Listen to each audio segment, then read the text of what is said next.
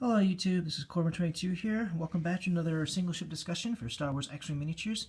In this series we take a look at single ship builds and discuss their competitive viability in the Star Wars X-Wing miniatures game. Tonight's build we look at one of my favorite ships to fly, the RZ-1 A-Wing Interceptor. This one in particular piloted by Gemmar Sojan. The RZ-1 A-Wing Interceptor was designed by General Dodona around roughly the time of the Battle of Yavin, a little bit before, maybe a little bit after. I think what he had in mind was he needed a ship. He wanted a ship that was fast, sleek, and was able to keep and then maneuverable enough to keep up with the Imperial TIE fighters. Because the X-wings, while superior they were in armor and firepower, they lacked the maneuverability to keep up with the TIE fighters. So they needed something that was light, maneuverable, and could deal just as much of a punch, if not maybe a little bit less, than the X-wing. And of course, the A-wing was designed. Built from the RZ-22, I believe, the R22 or RZ-22. It was a prototype model that was built before the A-wing, which I believe Jake Farrell was piloting at the time. And then, of course, when the A-wings were put into to service as test pilots, they needed test pilots to fly it, and of course, they got Jake Farrell, who was a very renowned X-wing pilot, to train pilots worthy enough to fly these speed demons, and they are literally speed demons. Like, look at the shape of the design. Look at the arrowhead design. This thing was meant for speed. It's light. It's highly maneuverable, incredibly fast. It's even faster than the TIE Interceptor, actually. Granted by 50 kilometers, or is it 50 mglt? Well, either way, it's faster than the TIE Interceptor. Just as maneuverable and has just as much firepower. I mean, it has twin lasers and has dual concussion missile launchers that can fit any missile that they stick in there, as well as or as an alternative to make an even lighter frame, seal up the launchers with a Sojan refit, make it even lighter and faster and all that sort.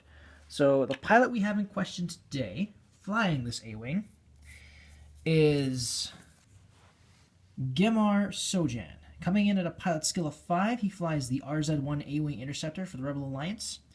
He has the standard stats of an A-Wing. He has attack value of 2, agility value of 3, hull value 2, shield value 2. His action bar contains the focus, target lock, boost, and evade actions, costs 22 squadron points, and is only able to take an elite a missile upgrade as well as an unlisted modification and title card. His ship ability states, when you are at range 1 of at least one enemy ship, increase your agility value by 1. So that means Gemmar Sojan is one of those guys you want to get close, because his agility value increases accordingly as long as he's near at least one enemy ship. So even if it's not the ship you're attacking, if there is a ship close to you, your agility value is going to go up. Sure, if they're attacking you, their attack value will go up, but your agility will increase in turn as well. The focus behind what I wanted to emphasize with this particular single ship build is being pretty much able to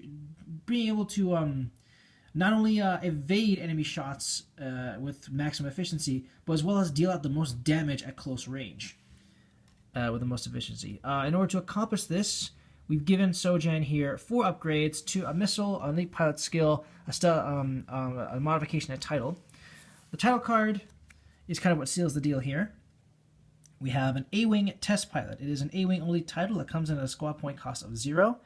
It states, your upgrade bar gains the one elite pilot upgrade icon. You cannot equip 2 of the same elite pilot upgrade cards. You cannot equip this card if your pilot skill value is 1 or lower. So that means no other A-Wing, the only A-Wings that you can't equip this to are prototype pilots because their pilot skills are 1. Anything from a Green Squadron pilot all the way up to Tycho Celtium sub you can put on. And the A-Wing test pilot, basically, if your A-Wing, the pilot you're feeling does not have an elite pilot skill, this gives them the elite pilot skill, and the ones that do already have one, they get a second one, as long as it's not the same as their initial one. So that means with Tycho, you could put on, like, say, Outmaneuver and Predator or something, but you can't have 2 Outmaneuvers. Although that would just it's kind of pointless if you ask me. To kind of help with his initial agility, I have given him a stealth device.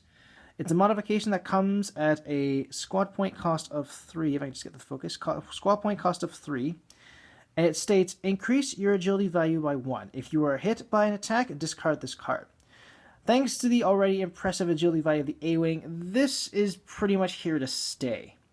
I mean, added to the fact that you're gonna want to rush in and get in range 1 as fast as possible, with like say a speed 5 maneuver and then a boost, your agility value is going to go up to like 5. So it's pretty much going to be impossible for the enemy to hit you, because you're going to have 5 green dice going for you. You're going to have your initial agility. You're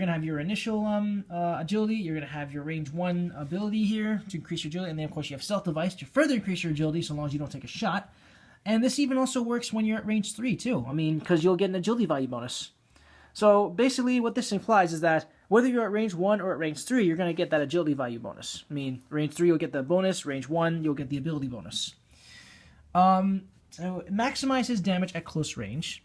The 2 upgrades I have given him, starting with his elite pilot skill, comes in the form of Opportunist first, coming in at a squad point cost of 4. It states, when attacking, if the defender does not have any focus or evade tokens, you may receive 1 stress token to roll 1 additional attack die. You cannot use this ability if you have any stress tokens. So Opportunist grants you an additional attack value to whatever attack you're using, being a primary or secondary, but you will get stress in the process. However, the A-Wing is loaded with green maneuvers. All of its speed 2s are greens, its speed 1 through 5, or its speed, all of its straight ahead speed 5, all of its straight aheads are greens all the way up to its speed 5 maneuver.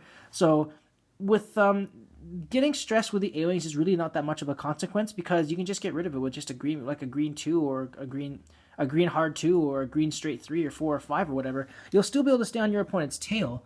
You'll get rid of your stress, and that allows you allows you to take your action, be it like a boost, evade, or target lock, or a focus, or whatever. Of course, in the event that you don't want to use Opportunist, we also have the Proton Rockets. Coming in at a squad point cost of 3, they have an attack value 2 and can only be used at range 1, which is fine. It benefits Gemmar Sojan's ability, which states, attack focus. Discard this card and to perform this attack. You may roll additional attack dice equal to your maximum agility value to a maximum of 3 additional dice. So the Proton Rockets, they're meant for ships that have high agility, like the A-Wings or the TIE Defenders. Because they start off with an attack value of 2, but depending on your agility value, you can get up to 3 additional attack dice. And the A-Wing starts out with 3 attack dice, so that means with 3 agilities. That means you're going to get those 3 attack dice to add to the 2 attack value of the Proton Rockets. So you're looking at 5 when you're attacking at close range. You're looking at 5 additional attack. You're looking at 5 total attack dice here. It's got the same attack. Potentially, it has the same attack value as an advanced proton torpedo, which is lethal if used correctly.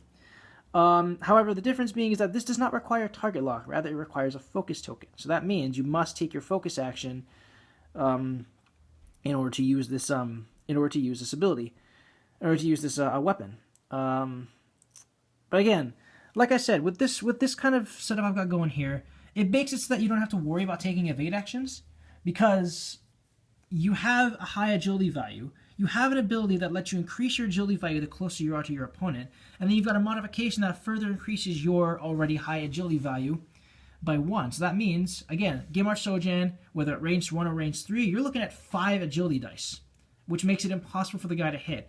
And then, of course, when you're up close, you get an attack value bonus. Stretch yourself with Opportunity to get another attack die for 4 dice. You pretty much have the same attack value as an X-Wing up close.